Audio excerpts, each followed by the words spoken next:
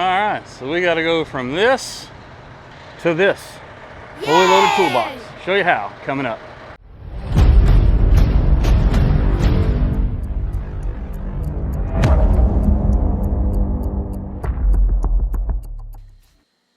What is going on, you guys? To the new subscribers, welcome in. To the usual suspects, welcome back. We are very excited for this episode. This is the loading the securement gear on the truck. And so I wanted to pop in here at the beginning and just kind of give you guys an overview of what we're going to talk about. I went out to the truck yesterday in 105-degree heat in the middle of the day to set up all our securement gear on the truck. So the clips may be a little choppy. I will put a link down in the description of all the stuff that I got. There may be some affiliate links that are highlighted in blue. They're affiliate, but that's just kind of to show you guys what I got. I wanted to go over in real kind of depth of detail. I'm going to show you how to make a electric strap winder. I will show you some just tips and tricks that I have found over my time of loading up my securement gear. So I'm hoping that you glean some sort of information off this. It's not just me putting stuff up. It's actually showing you some tips and tricks. So we're going to get into the video. I may interject some stuff here and now and then. Like I said, I was in a hurry trying to film it. I screwed myself by leaving the keys to the truck at home. You just got jammed. So there's a couple things I couldn't do, but we'll talk about all that. So let me show you what we got going on and hope you guys enjoy. All right, well, here we are at the truck stop. We got to get everything unloaded and load up our toolboxes. So the first thing we're going to do is undo and unload our side boxes and start getting everything loaded up in the toolboxes.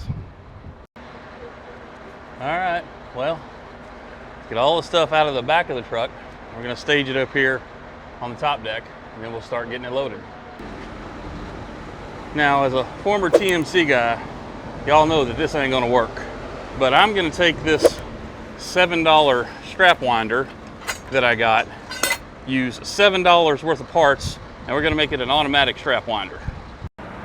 So this is basically what your strap winder looks like. It's just, you screw this, tighten it down, this thread's on here, and you put your straps and you wind them up.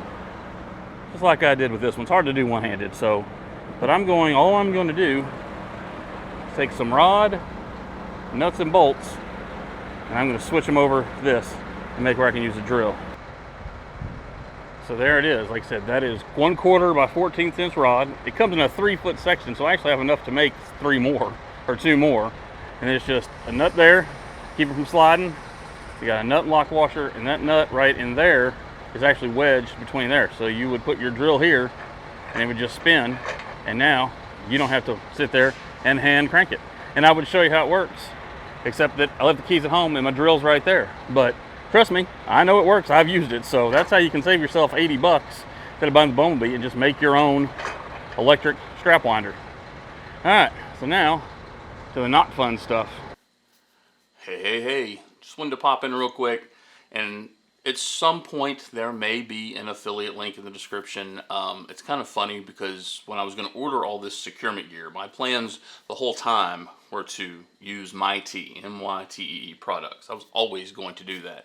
And it just so happened that they reached out to me right when I was getting ready to make the video and said, hey, would you like to, talk about us? Now, full disclosure, they gave me no discount. I didn't get a discount when I bought my stuff. There's no discount code for you either. So that's why I said I'm not stressing getting this link in there. But I did use them. It was great prices, good products, fast shipping. I am happy to have used them. Don't like misunderstand there. But just like I said, so I'll put a link in the description just so you guys can have an idea of who I use. They have packages, and I talk about that in the video. You've seen kits and that kind of stuff. So I just want to throw this out there that at some point there will probably be an affiliate link, but don't feel I'm going to use it. Go there and not use the affiliate link. It's fine. I just want to give a shout out because I did get an entire pallet of stuff shipped to my house for like 60 bucks. So back to the video. All right, so now that mess is out of the way, move to chains. Chains is always the easy one that we like. I'm going to show you a couple tips here. You do you. But what a lot of people will do, and I'm sorry, we're doing this one-handed, and I don't know why they would ever do this, but you see it, is they'll take their chain, come on, you're not going to work with me. They'll take their chain, drop it in, hook it up, let their chain hang, have a big pool of chain down here at the bottom. I'll show you what that looks like. There are people that they will leave it like that, and you have, you know, however many you have. I prefer 12. I'll go into that in a minute. Now, another thing a lot of people do is they'll take that other end, hook it on their chain like so, and you have a little bit less of a pool.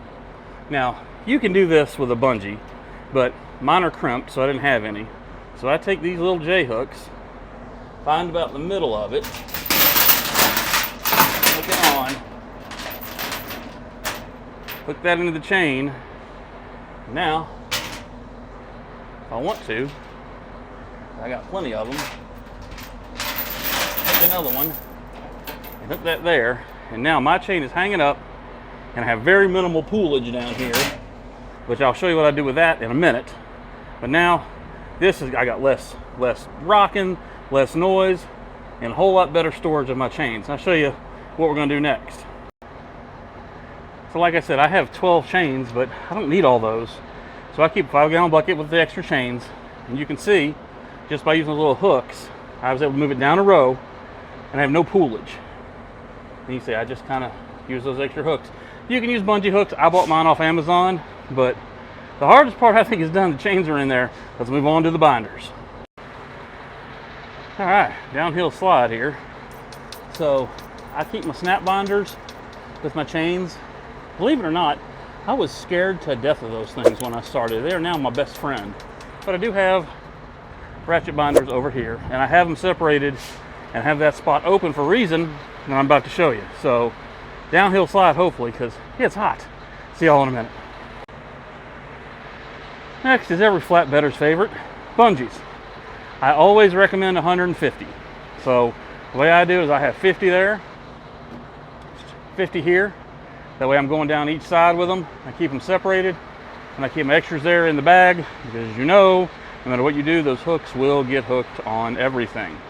Also, because I am step deck, I got 4 stake pocket winches. That way, I've always got somewhere, if I need to mount a winch, especially when you start getting in the back around those tires and you need one. So let's go on and we'll do edge protectors last. We get to some strappage.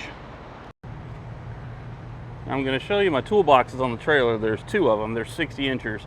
And they're basically kind of set up the same way. This is what I call my steel side. So we got 2 steel tarps. I have 8 coil pads. And I got my smoke tarp. My coil racks are on order. I'm going to carry 8 of them. I went ahead and threw my edge protector tool just on this side because, again, I screwed up and locked the other side. But my other side will be the exact same way, where I'll have my 2 lumber tarps and all my straps sitting on top of it, so I can just load from the trailer side. But we're going to go ahead and load some extra straps up and get some more stuff done in the toolbox so we can get out of here. But that's the steel side, as I call it. All right, status update. We have added our J-hooks. I know there's only 4 there, but there's an entire box of them that were given to me. And those go in the channels on the trailer to help secure stuff. We added our steel edge protectors. And again, with my tee, you get a lot of stuff in packages, so I ended up getting, I don't really use them, but I got 10 of those for free.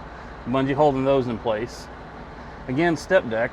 So I have 4 of the 4-inch ratchet straps that will A, work with the J-hooks, or just work where I can't get a winch. Put in my shipping blankets. I got 4, I need to get 2 more of those. And then, like I said, we added the stake pocket winches. So now we're messing with the real edge protectors, then the straps, and we'll be done. We are getting there, we're getting there. So let me show you, let's show you the edge protectors put in and show you what we got next. It is now done. We have got our edge protectors, our straps, our 2-inch straps, 4-inch straps, edge protector. Now, the edge protectors are probably going to move along with our extra straps once we get our lumber tarp door open, but for now they're here. And we'll show you a quick tip. I know they make them and they're like expensive. Go on Amazon and get you some thick rubber bands. That's what I did. Obviously I'm not gonna undo those things that are already factory done, but I have a thing of rubber bands, and that's how I keep my straps wound tight when they're not in use, because if it breaks, you're out 30 cents, whereas some of those kits can be expensive. So it's all loaded up, it's hot. I'm gonna go home, try to remember the keys next time I come up here and get the lumber stuff loaded, but we're about to be heading out on the road.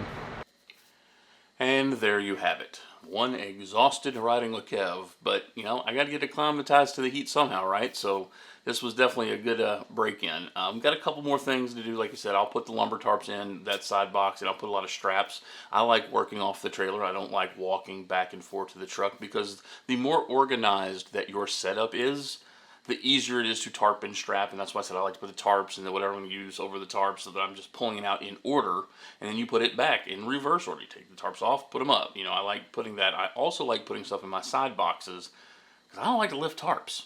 So the closer they are to the ground for the forklift, and the closer once they're done to put them to load them back up, I like that. I don't store my stuff on the deck.